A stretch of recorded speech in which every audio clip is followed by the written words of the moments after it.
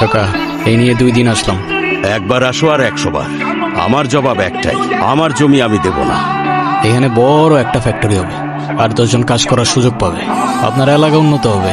আর সেটা যদি হয় লাভটা কার? আমার এত বুঝাইতে আইসো না, চুল আমার এমনি এমনি পাকে নাই। দেখেন ভদ্রভাবে বলতেছি, কারণ আজকাল একটু ভদ্র হওয়ার চেষ্টা করতেছি, নাহলে ছেলে কিন্তু একটাও আমরা খুব ভদ্র না কাকা। শোনো, তুমি আসো আর তোমার বাপ, জমি আমি এইটা দেব না। হে কাকা, বাপে যাওয়া উচিত হয় না আপনার।